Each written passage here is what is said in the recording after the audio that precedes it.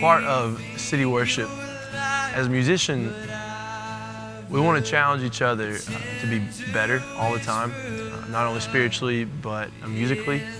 And we don't want to be complacent, and so I'm challenged pretty much daily by the people on this team to be better and to love Jesus more, to produce better things with the skill that God's given each one of us. It's who you are. It's who you are. So I think something really cool about City Worship is just seeing how God has brought people from all over the place to this one city to lead people in worship. I've known these people for a while now and would see them every now and again, get to play with them, but now that we all live here, it's so cool just seeing God slowly call one person and then another, and now we're all here and doing this, and this is our life.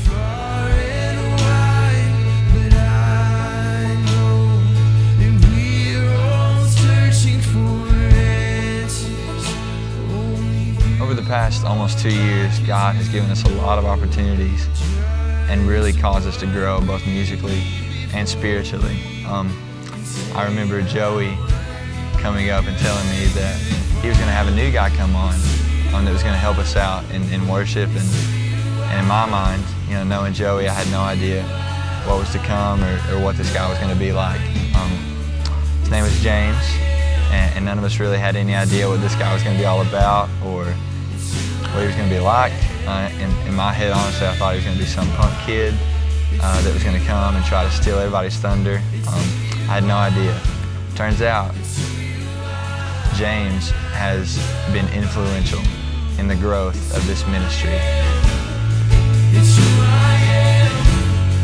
It's who I am. Because you are perfect. One of the sayings that we constantly encourage each other with, and we encourage our church with, and it's kind of our mantra, is that, you know, City Worship exists to help people see Jesus clearly. And so what's really fun from a leadership standpoint is when you see the people, the volunteers and the leaders that you're pouring into, when you see them take hold of that and grasp that and use that in everyday life, that's a win. And that happens a lot with this team.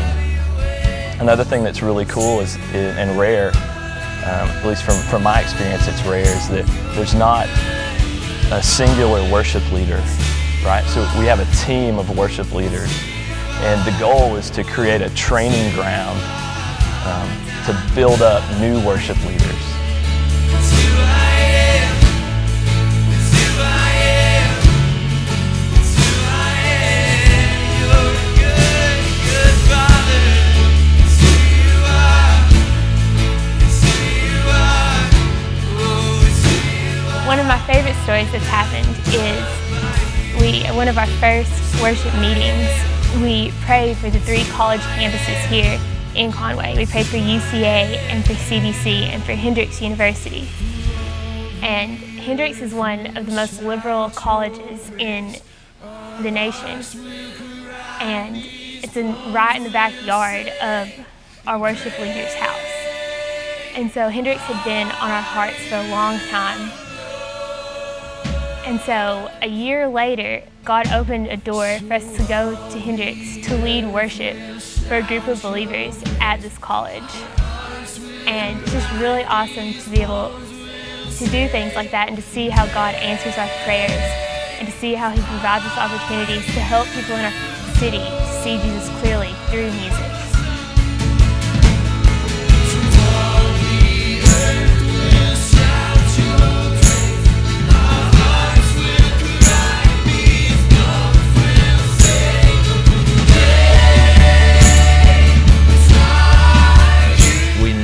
That the people are more important than the music.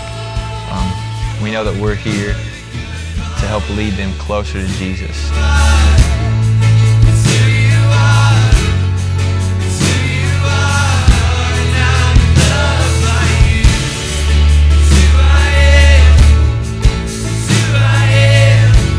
The cool thing to me is seeing somebody come to our gathering on a Sunday, and I look out and I see them kind of stagnant during worship.